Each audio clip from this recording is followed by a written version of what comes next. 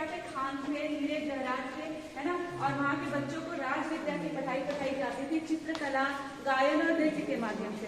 प्रकृति भी सतो प्रधान थी, सुख देने वाली थी, है ना। अब यहाँ पे देखेंगे वहाँ के जो मनुष्य थे वो कैसे थे, वो हमारे जैसे ही दिखते थे, हमारे जैसा शरीर है वैसे ही उनका भी बॉडी फीचर्स था। लेकिन वो कौन थे, वो सर्वगुण संपन्न थे, मर्यादाओं में पुरुषोत्तम थे, अहिंसा परमो धर्म था, है ना।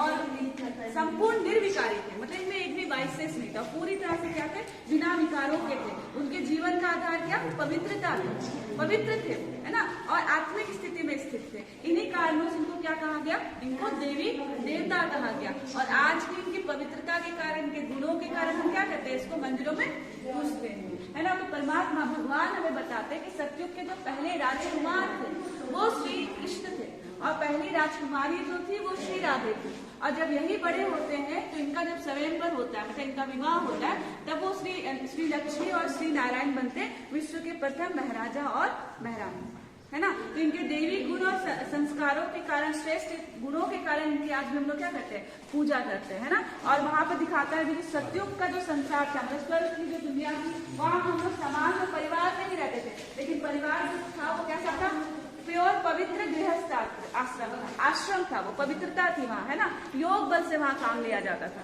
और वहाँ पर महल मांडिया प्रकृति सब बहुत सुंदर थी, पशु पक्षी जो थे वो भी हमारे लिए गीत गाते थे, हमारे साथ खेलते थे। वहाँ पर भी एक जगह से दूसरे जगह जाने के लिए हमारे पास क्या होता, वायुयान था, जिसको पुष्पक विमान कहते हैं, एटॉमिक एनर्जी से चलती थी वो, और उसको 8 साल का बच्चा भी चला सकता था बिना किसी ट्रेनिंग का। हम उसमें बैठ के संकल्प किया और हमें जहाँ जाना है हम वहाँ जा सकते थे। तो कितनी कमाल की वो दुनिया थी, है ना। तो इस तरह से हम देखते हैं कि हमारे जो महल थे सतयुग में वो कहाँ थे, नदियों के किनारे बसे हुए थे, है ना। और यहाँ पे एक चित्रण दिखाया है कि कैसे पशु पक्षी प्रकृति महल सब मिलकर के हम लोग कितने खुशहाल थे, है ना। तो विश्व के प्रथम महाराजा महारानी श्री लक्ष्मी और नारायण, जो कि सतयुग के महाराजा महारानी थे। त्रेता का जब समय आया तो श्री राम और श्री सीता जो थे इस विश्व के महाराजा और महारानी थे। इस तरह 2500 वर्ष तक हम लोगों ने इस धरती पे देवी देवताओं की तरह जीवन जिया, है ना। और 2500 वर्ष तक हम लोग इस स्वर्ग की दुनिया में रहे, बहुत सुख भोगे। लेकिन क्या हुआ, अगर बैटरी को चार्ज किया है, दोपहर तक यूज किया तो उसका एनर्जी क्या होता है, आधा डिलीट खत्म हो जाता है। वैसे ही हमने भी बहुत बार जन्म लिया सतयुग और त्रेता में, तो हमने भी अपनी आत्मा की शक्ति को क्या किया, यूज किया, उपयोग किया, और उसके कारण हमारी शक्तियां क्या हो गई, कम हो गई। और शरीर में रहते रहते हमें लगा कि हम लोग जो है शरीर है, आत्मा है, हम भूल गए। और जब हम अपने शरीर के ध्यान को भूल गए तो हम पहुंचे आगे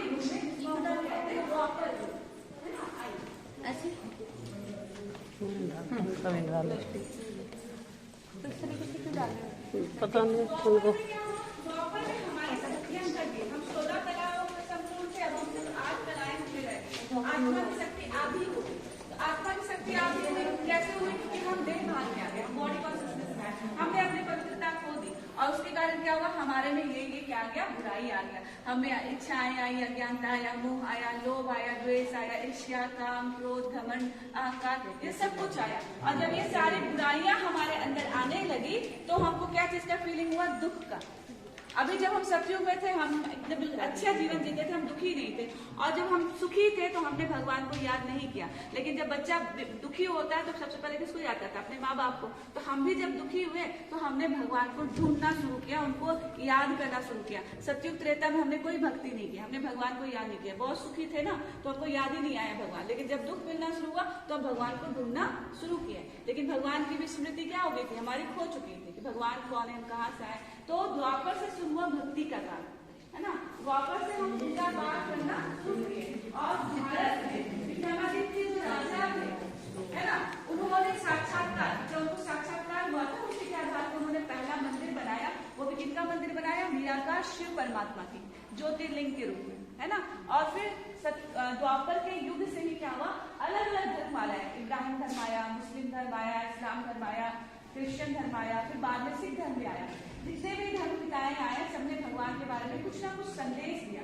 और उन्होंने जो भी संदेश दिया उसमें एक चीज कॉमन था कि सभी धर्म पिताओं ने भगवान का जो स्वरूप बताया वो ज्योति प्रकाश स्वरूप बताया, है ना। जैसे क्रिश्चियन धर्म में कहा गॉड इज लाइट, मुस्लिम धर्म में कहा नूरे खुदा, सिख धर्म में कहा एक ओमकार निराकार परमात्मा को माना, हमने भी ज्योतिर्लिंगम को माना। तो जितने भी धर्म वाले आए उन्होंने परमात्मा के निराकार ज्योति स्वरूप को स्वीकार किया। लेकिन हमने गलती कहाँ की? हमने गलती ये की कि जो धर्म पिताएं मैसेंजर लेके मैसेज लेकर आए थे भगवान का, है ना, जैसे बुद्ध आए तो और जो मूसा आए या जीसस क्राइस्ट आए, हमने उन्हीं को भगवान मान लिया और भगवान मान के क्या किया? धर्म का बंटवारा कर दिया। भगवान ने धर्म नहीं बनाया था, भगवान तो एक ही था।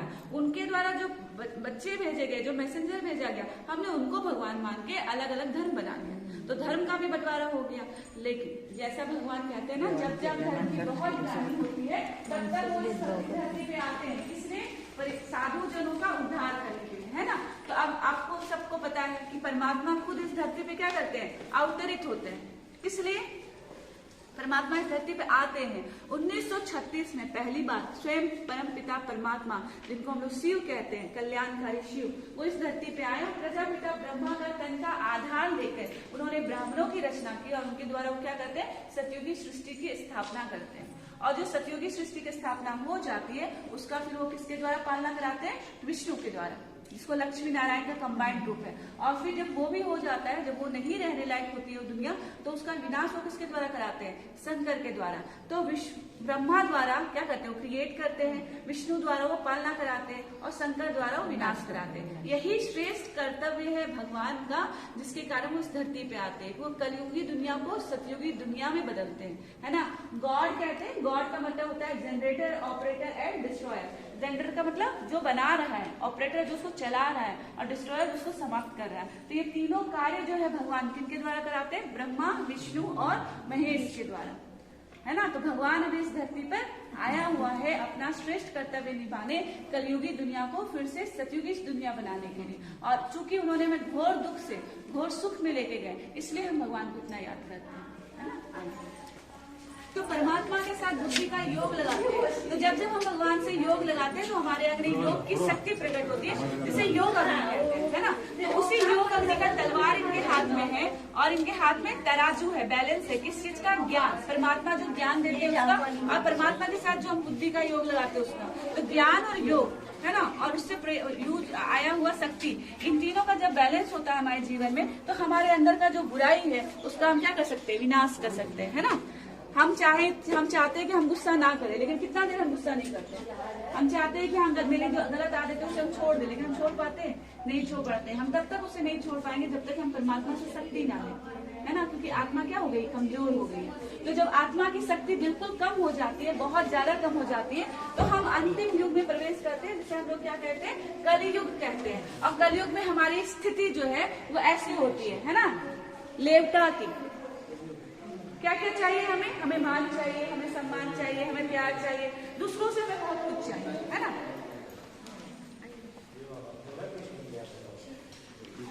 आगे आ जाइए, आगे आ जाइए। फिर यहाँ पर दिखा रहा है महाभारत का युद्ध। तो महाभारत का युद्ध ऐसे तो बोला गया कि द्वापर में हुआ, लेकिन भगवान जब आगे इस धरती पे तो बताते हैं कि महाभारत का जो युद्ध है वो अभी हुआ है, है ना। ये हमारा स्थिति में आते हैं ना, तो हमारा स्थिति हो जाता है लेने वाला, हमें सब कुछ चाहिए, है ना। तो यहाँ पर दिखाता है कि जो आत्मा है, जो भगवान का क्या बने, अर्जुन जो था, उस अर्जुन जो है पांडव के 5 भाई थे और कौरव कितने थे? 100 थे। उसमें भी अर्जुन क्या था? भगवान का ज्ञान को अर्जन करने वाले को अर्जुन कहते हैं। और जिसने भगवान का साथ लिया, जिसने भगवान ने जो सिखाया वो किया, तो क्या हुआ? उनका युद्ध में विजय हुआ। बाकी जो उनके विपरीत चल रहे थे उनका क्या हुआ? हार हुआ। तो अभी का समय भी वही है ना। घर घर में भी क्या चल रहा है? महाभारत चल रहा है। लेकिन अभी अगर हम परमात्मा जो हमें सिखाते हैं, जो हमें राह दिखाते हैं, अगर उस राह पे हम चलते हैं तो हमारे जीवन में क्या होगा? विजय प्राप्त होगा। तो ये महाभारत का क्या है? अर्थ है ना। महाभारत का जो युद्ध हुआ था वो हिंसक युद्ध, ऐसा कोई हिंसक युद्ध नहीं हुआ था, क्योंकि कृष्ण तो खुद कौन थे? सतयुग के राजकुमार थे। वो तो अहिंसा परम धर्म को मानने वाले। अब भगवान तो वो तो उनसे भी श्रेष्ठ है। तो भगवान ऐसे युद्ध को नहीं करवाते, लेकिन ये प्रतीकात्मक है, सिंबोलाइज है कि अभी की परिस्थिति में जो भगवान का साथ देगा उसकी हर हाल में क्या होगी? विजय होगी, है ना। यहाँ पर साइंस का सिद्धांत है, हम जैसा हर क्रिया का प्रतिक्रिया होता है, और परमात्मा भी हमें कहते हैं कि हम जैसा कर्म करेंगे हमें वैसा फल प्राप्त होगा। ठीक है। जैसे माने इस बॉल को मैंने नोट किया, कोई दूसरा बॉल आके हमें फिर रिटर्न करता है। तो अगर हम जीवन में बुरे कर्म करते हैं तो हमें उसका फल क्या मिलता है? बुरा ही मिलता है। और अगर हम श्रेष्ठ कर्म कर्म करते हैं तो उसका हमें क्या रिजल्ट मिलेगा, श्रेष्ठ ही मिलेगा। अब बात यहाँ पे ये भी है कि मैंने इनके साथ बुरा किया तो कोई जरूरी नहीं यही हमको रिटर्न करेंगे, कोई और आत्मा आएगा हमारे जीवन में हमें दुख देने। और किसी का मैंने मदद किया है ना, तो कोई और आत्मा द्वारा फिर हमें मदद प्राप्त होती है, लेकिन मिलती जरूर है। इसलिए भगवान कहते हैं कि जब भी कर्म करो तो इस बात का ध्यान रखो कि मैं कौन सा और कैसा कर्म कर रहा हूँ, मेरा कर्म कैसा होना चाहिए, श्रेष्ठ होना चाहिए। नहीं तो फिर अपने ही कर्मों का फल हम जब भोगते हैं तो हम रोते हैं, चिल्लाते हैं, भगवान को बोलते हैं भगवान आपने हमें इतना दुख दिया। तो भगवान को बोलते हैं हम तो आपको की सत्युग बनाते हैं, हम तो कभी दुख नहीं देते, वो तो दुख हरता सुख करता है ना। हम अपने जीवन में जो भी दुख आता है उसके जिम्मेवार कौन है, हम खुद है ना। इसलिए आगे और कोई गलत कर्म ना करे, और जो पुराना कर्म हमने कर लिया उससे कैसे छूटे, तो भगवान कहते हैं मेरी याद में रहो। जितना ज्यादा भगवान की याद में, परमात्मा की याद में रहोगे उतना हमें पुण्य की प्राप्ति होगी और हमारे पाप जो क्या होंगे, कटेंगे, है ना। आइए अब यहाँ पर एक चित्र के माध्यम से हमारे भारत का कैसे उत्थान और पतन हुआ वो दिखाते हैं। हम कैसे जिंदगी जीते थे, हम देवी देवता थे, है ना, हम देवी देवताओं की तरह जीवन जिए, श्री लक्ष्मी श्री नारायण की तरह, फिर राम और सीता की तरह। लेकिन हमने 2500 वर्ष जो है, 2500 वर्ष जो यहाँ बिताया, शरीर में रहते रहते देह की भान में आए, फिर हमने भक्ति शुरू की, फिर हमने देवी देवताओं को पूजा, और वो धर्म वाले आए और धर्मों को भी हमने माना। लेकिन क्या हुआ, हमने भक्ति किया, पूजा पाठ किया, धर्मों को माना, कर्म कांड किया, साधु सन्यासियों को भी माना, पंडित विद्वानों को भी माना, है ना। यहाँ तक कि हम जानवर और पेड़ पौधों को भी पूजे। लेकिन मेरी स्थिति क्या हुई, हमारी स्थिति क्या हुई, हमारे जो समाज है उसमें दुख, अशांति, भ्रष्टाचार, पापाचार सब बढ़ता गया। आज का इंसान, हर इंसान क्या हो गया, दुखी हो गया। लेकिन भगवान जैसा प्रॉमिस करते हैं कि जब जब धर्म का बहुत ग्लानि होगा मैं आऊंगा तुम सबों का उद्धार करने। अब भगवान आए हुए, अब ये हम पर है कि हम भगवान को अपना हाथ और साथ दे, तभी हमारे जीवन में यह वो क्या मिलेगा, पार मिलेगा। तो भगवान जब इस धरती पे आते हैं तो अपना परिचय कैसे देते हैं कि मैं कौन, मैं निराकार ज्योति बिंदु स्वरूप, है ना, मैं प्रकाश स्वरूप हूँ, मैं आनंद स्वरूप हूँ, मैं ज्ञान स्वरूप हूँ, है ना। भगवान किसे कहेंगे, हम मंदिरों में जिनको पूछते हैं ना, लक्ष्मी नारायण राम सीता, वो देवी देवता है क्योंकि वो जन्म मृत्यु में आते हैं। भगवान हमसे कहते हैं जो आजन्मा है, जो कभी जन्म मृत्यु में नहीं आता, जो कभी दुख सुख में नहीं आता, जो सर्वशक्तिमान है, जो सबका कल्याण करने वाले हैं, है ना, जो स्वर्ग को रचने वाले हैं, वो है भगवान। तो भगवान जो है वो कौन है, परम पिता परमात्मा शिव, जो कि निराकार ज्योति बिंदु स्वरूप है। तो भगवान जब अपना परिचय देते और हमें हमारे बारे में बताते हैं तो फिर हमें क्या कहते हैं, खुद को आत्मा समझते मुझ परम पिता परमात्मा को याद करो, तब तुम्हारे जो विकट उसका विनाश होगा और आने वाली जो सतयुगी दुनिया है वहां तुम्हें क्या प्राप्त होगा, राज्य भाग्य प्राप्त होगा। ये परमात्मा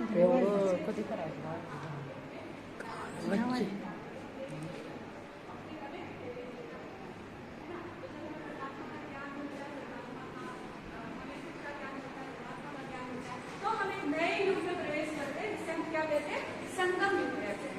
तो संगम युग कौन सा युग है, तो ऐसा युग जहाँ भगवान का हम हाथ और साथ लेते हैं, भगवान के साथ हम योग और ध्यान करते हैं। तो जितना ज्यादा हम परमात्मा की याद में रहते हैं उतना उतना क्या होता है, हमारे जीवन में गुण और शक्तियाँ धारण होती जाती है ना। तो जितना ज्यादा हम भगवान को याद करेंगे उतना उतना हम अपने आप को कैसा बनाएंगे, देवी देवताओं को बनाएंगे। तो अभी के समय में संगम युग में बहुत से आत्माएं ऐसी है जो भगवान की याद में ऐसे जाके योग तपस्या करके अपने जीवन में क्या ला रहे हैं, परिवर्तन ला रहे हैं। इसी माउंट आबू के पर्वत में कितने बार उपाधि है ना, आकर के अपने ज्ञान द्वारा हमें क्या किया, परिवर्तन किया। ठीक है, तो भगवान की याद के लिए हमें अलग से बहुत कुछ नहीं करना है ना। भगवान को हम काम करते करते कोई भी कर्म, खाना पकाते, बर्तन मांजते, झाड़ू लगाते भी भगवान को हम याद कर सकते हैं। जैसे एक माँ अपने बच्चे को कभी भी याद कर सकती है, मेरा बेटा कहाँ होगा, क्या कर रहा होगा, पति नौकरी से आया नहीं, ये सब दिमाग में चलता है ना काम करते हुए। वैसे ही हम भगवान को भी कर्म करते भी याद कर सकते हैं। तो जब हम कर्म करते, काम करते हुए भगवान को याद कर सकते हैं तो हम उसे कर्म योग कहते हैं, है ना। और कर्म योग उसके बाद हमारे जीवन में प्राप्तियां क्या होती है, तो हमारे जीवन में प्राप्तियां होती है कि जब हम खुद को आत्मा समझ के परमात्मा की शक्तियों को लेते हैं